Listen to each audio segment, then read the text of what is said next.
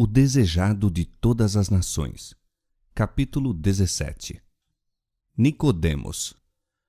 Este capítulo se baseia em João, capítulo 3, versos 1 a 17. Nicodemos ocupava posição de alta confiança na nação judaica.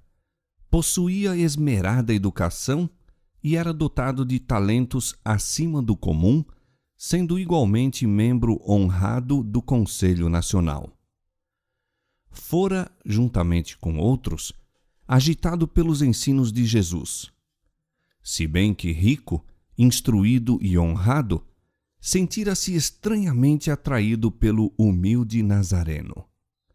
As lições saídas dos lábios do Salvador o haviam impressionado grandemente e desejara conhecer mais acerca dessas maravilhosas verdades.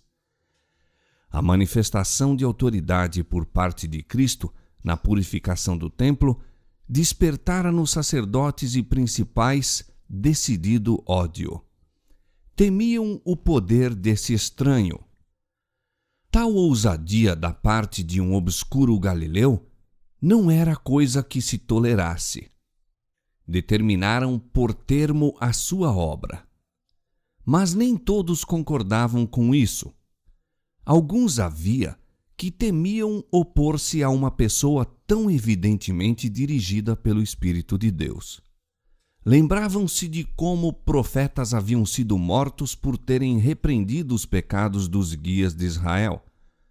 Sabiam que a servidão dos judeus a um povo pagão era o resultado de sua obstinação em rejeitar as repreensões de Deus. Temiam que, conspirando contra Jesus, os sacerdotes e principais estivessem seguindo os passos de seus antepassados e trouxessem sobre a nação novas calamidades.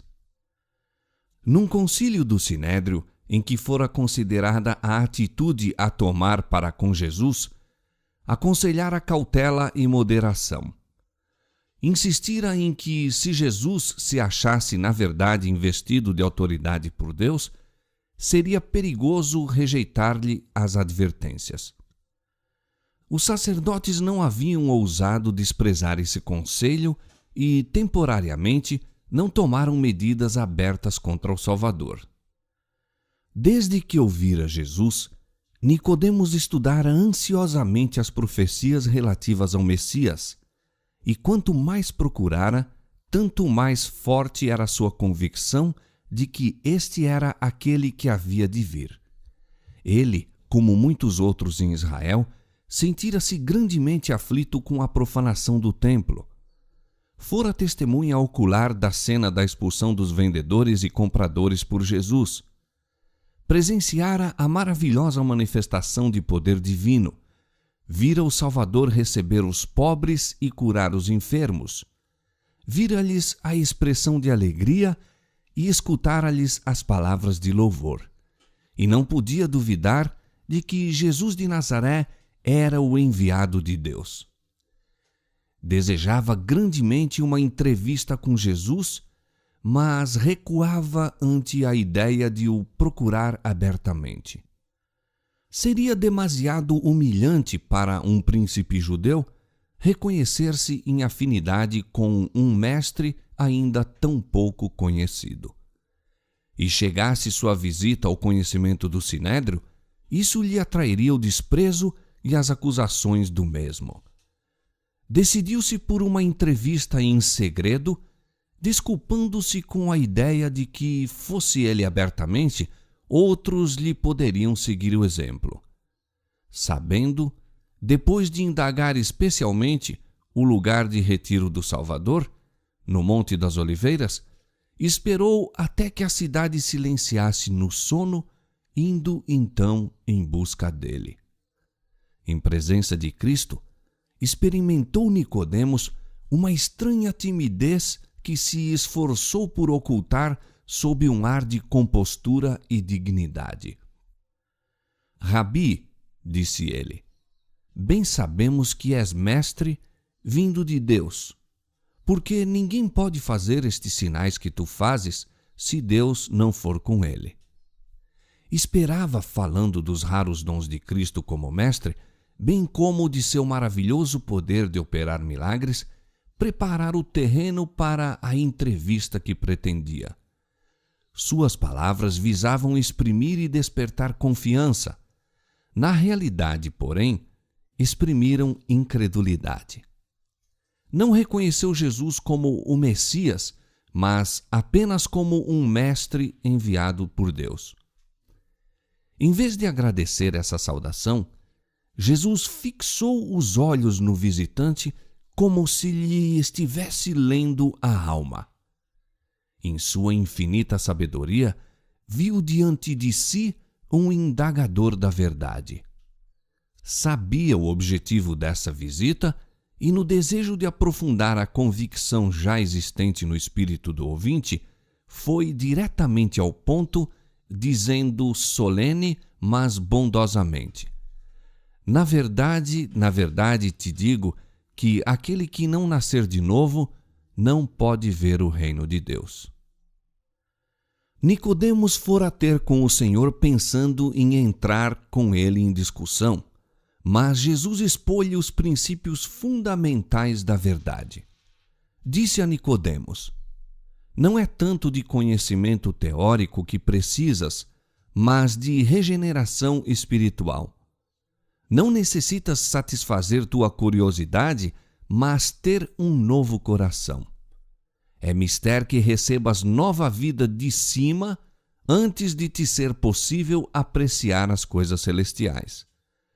Antes que se verifique essa mudança, tornando novas todas as coisas, nenhum salvador proveito tem para ti o discutir comigo minha autoridade ou missão. Nicodemos ouvira a pregação de João Batista quanto ao arrependimento e ao batismo, indicando ao povo aquele que havia de batizar com o Espírito Santo. Ele próprio sentira haver falta de espiritualidade entre os judeus, que em grande parte eram dominados pela hipocrisia e a mundana ambição. Tinha esperado um melhor estado de coisas por ocasião da vinda do Messias. Todavia, a perscrutadora mensagem do Batista deixara de nele operar a convicção do pecado. Fariseu estrito, orgulhava-se de suas boas obras. Era largamente estimado por sua beneficência e liberalidade na manutenção do serviço do templo e sentia-se certo do favor de Deus. Ficou assustado ante a ideia de um reino demasiado puro para ele ver em seu estado atual. A figura do novo nascimento empregada por Jesus não deixava de ser familiar a Nicodemos. Os conversos do paganismo à fé de Israel eram muitas vezes comparados a crianças recém-nascidas. Portanto, devia ter percebido que as palavras de Cristo não se destinavam a ser tomadas em sentido literal. Em virtude de seu nascimento como israelita, entretanto, considerava-se seguro de um lugar no reino de Deus. Achava não precisar de nenhuma mudança. Daí sua surpresa ante as palavras do Salvador. Ficou irritado por sua íntima aplicação a si próprio. O orgulho do fariseu lutava contra o sincero desejo do pesquisador da verdade. Admirava-se de que Jesus lhe falasse da maneira por que falou, não respeitando sua posição de príncipe em Israel. Colhido de improviso, respondeu a Cristo em palavras plenas de ironia: como pode um homem nascer sendo velho? Como muitos outros, quando uma incisiva verdade lhes fere a consciência, revelou o fato de que o homem natural não recebe as coisas que são do Espírito de Deus. Não há nele nada que corresponda às coisas espirituais, pois estas se discernem espiritualmente. Mas o Salvador não enfrentou argumento com argumento. Erguendo a mão em solene e calma dignidade, acentuou a verdade com mais firmeza. Na verdade, Na verdade te digo que aquele que não nascer da água e do Espírito não pode entrar no reino de Deus. Nicodemos sabia que Jesus se referia aí ao batismo de água e à renovação da alma pelo Espírito de Deus. Ficou convencido de achar-se na presença daquele que João Batista predissera. Jesus continuou: o que é nascido da carne é carne, e o que é nascido do Espírito é Espírito. O coração, por natureza, é mau, e quem do imundo tirará o puro? Ninguém. Jó 14:4. Invenção alguma humana pode encontrar o remédio para a alma pecadora. A inclinação da carne é inimizade contra Deus, pois não é sujeita à lei de Deus, nem em verdade o pode ser. Do coração procedem os maus pensamentos, mortes, adultérios, prostituições, furtos, falsos testemunhos e blasfêmias.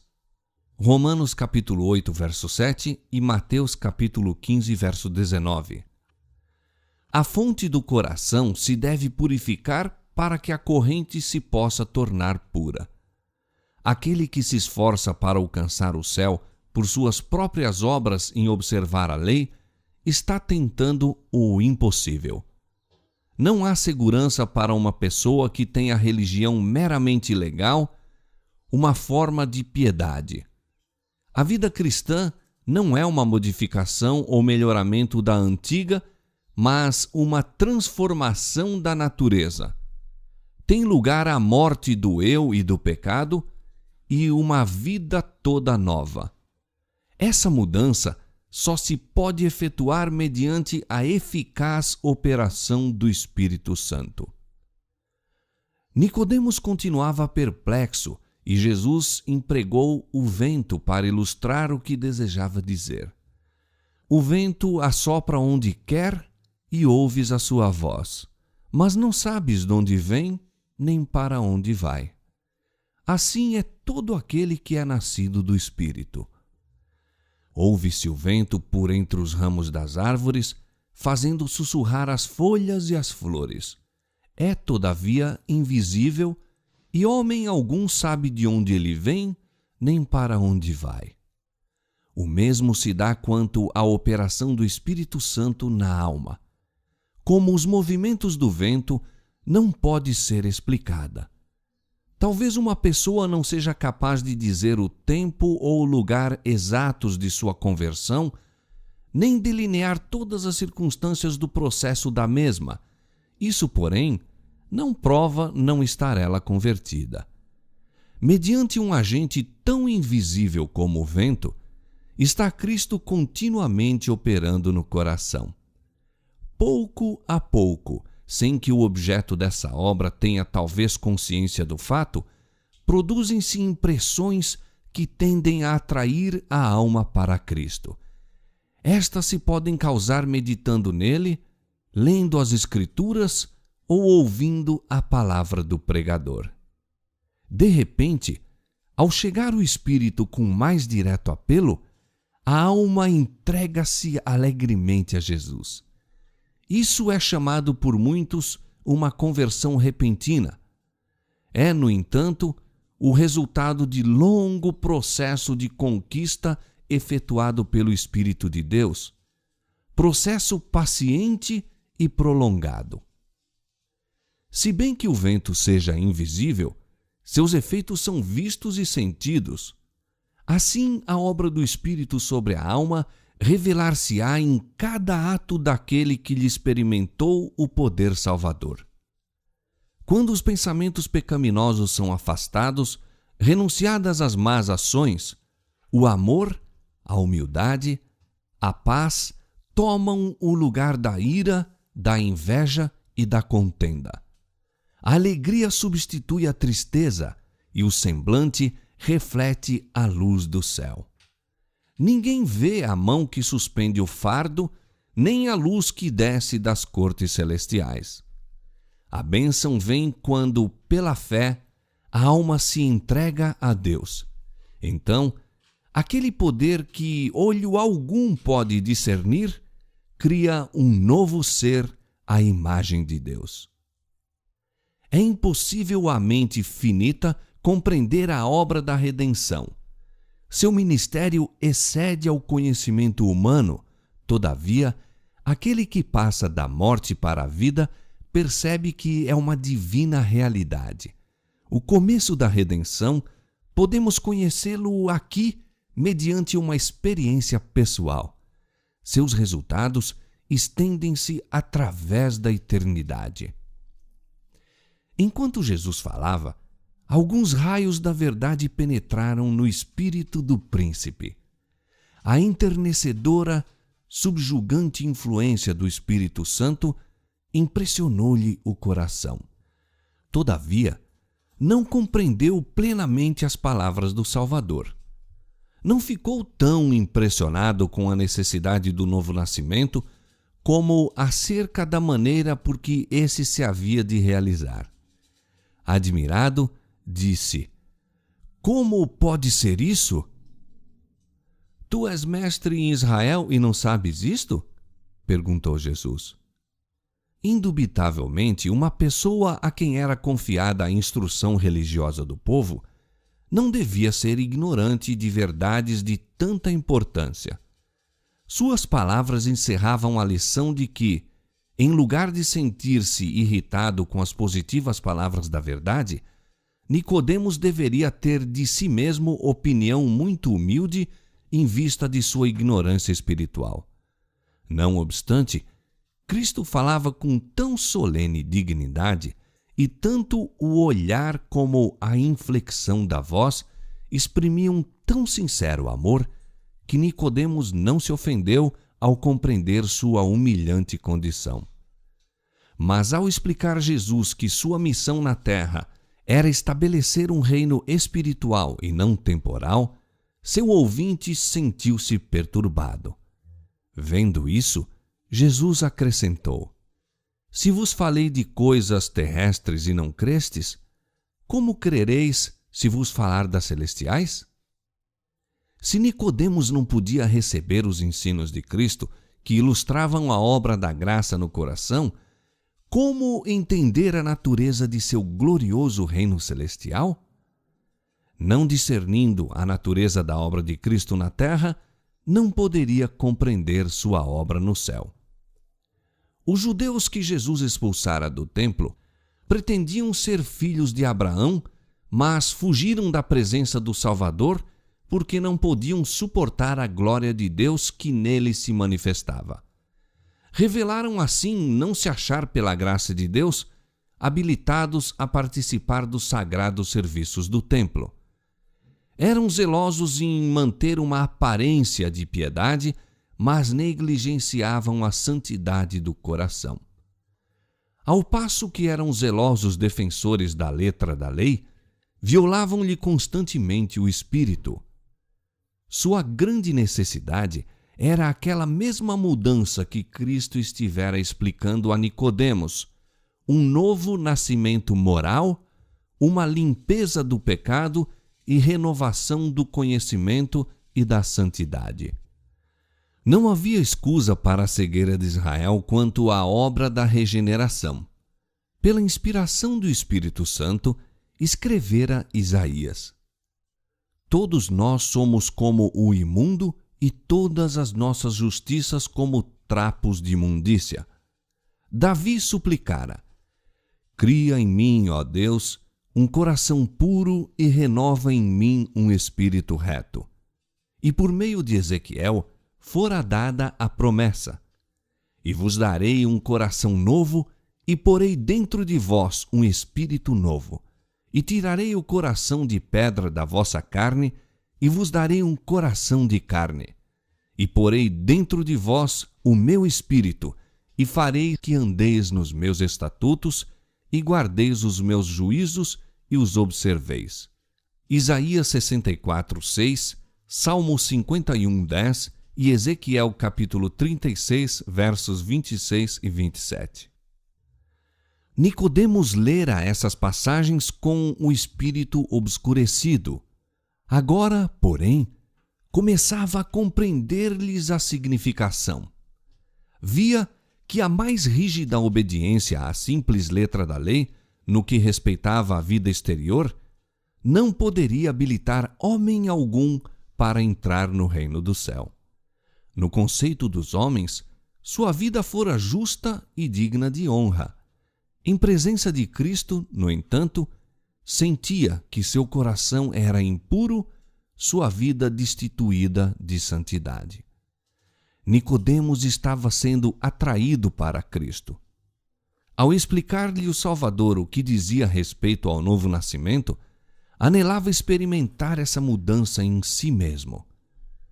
Por que meio poderia isso realizar-se? Jesus respondeu à não formulada pergunta.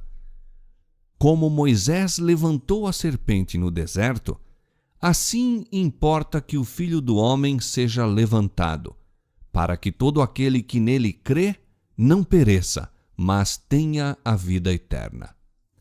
Ali estava um terreno familiar a Nicodemos. O símbolo da serpente levantada tornou-lhe clara a missão do Salvador. Quando o povo de Israel estava perecendo da picada das serpentes ardentes, Deus instruíra Moisés para fazer uma serpente de metal e colocá-la no alto em meio da congregação.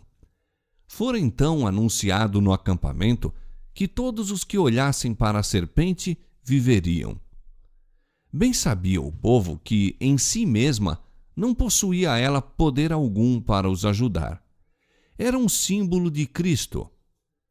Como a imagem feita à semelhança das serpentes destruidoras era erguida para a cura deles, assim alguém nascido em semelhança da carne do pecado havia de lhe ser redentor. Romanos 8:3.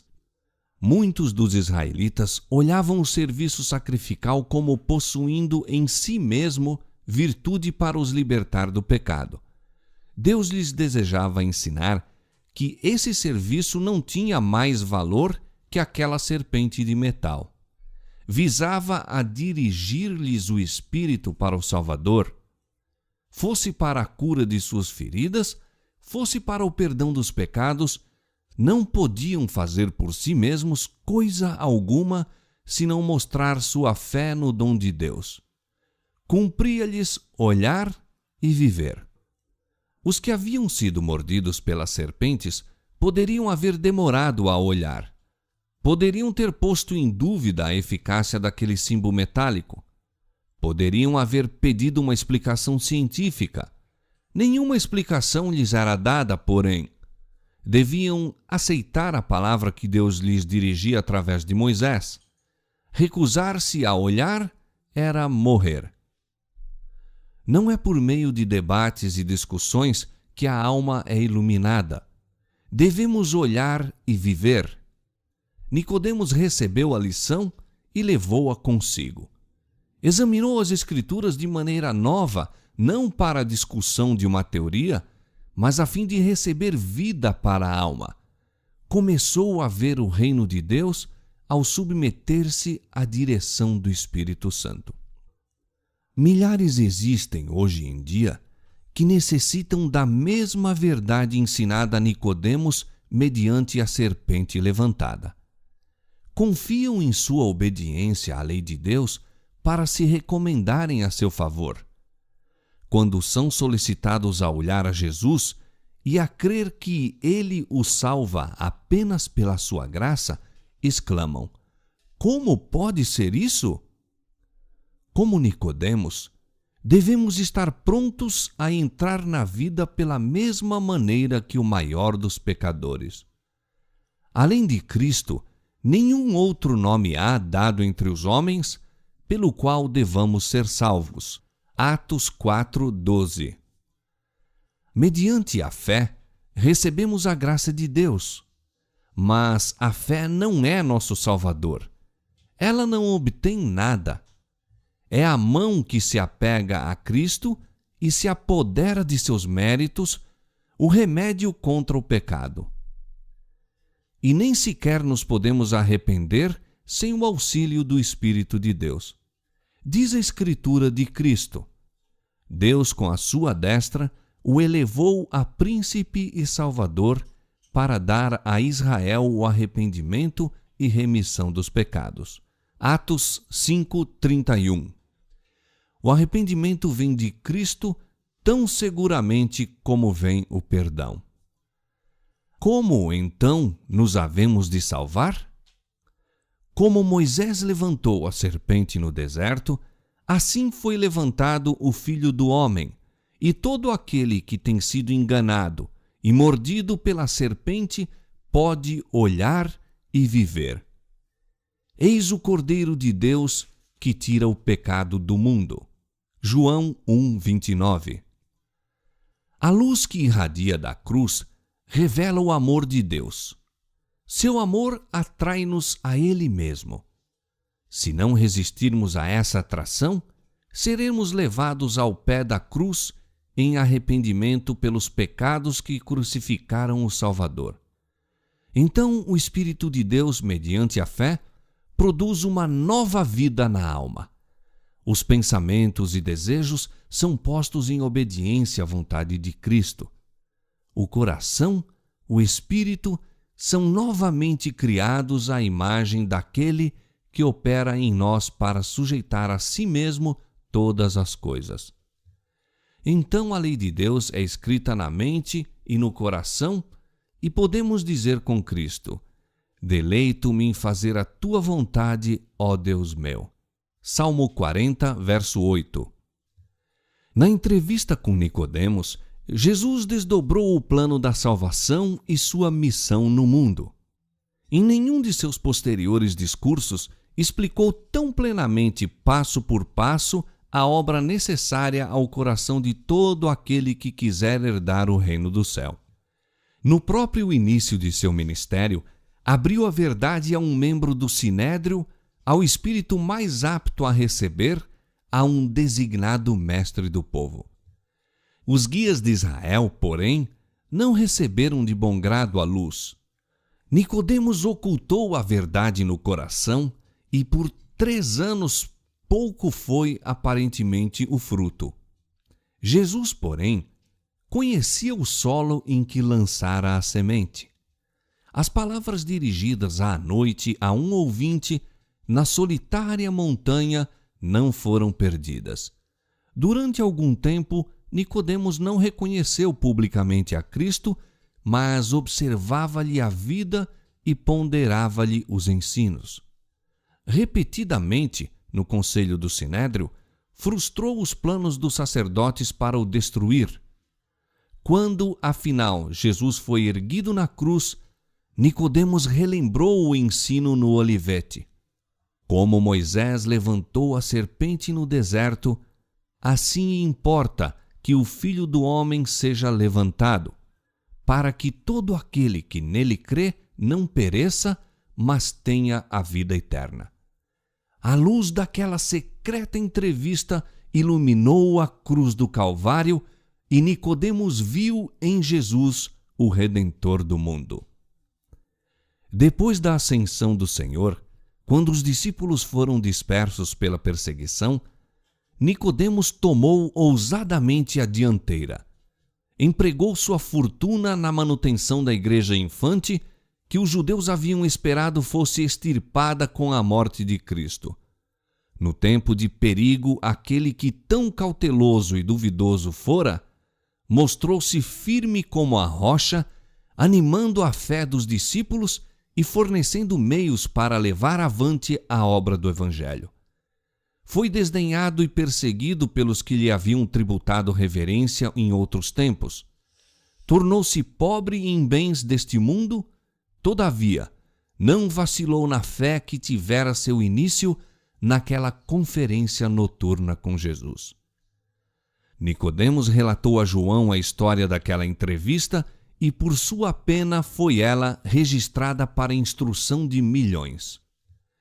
As verdades aí ensinadas são tão importantes hoje em dia como naquela solene noite na sombria montanha, quando o príncipe judeu foi aprender com o humilde mestre da Galileia o caminho da vida.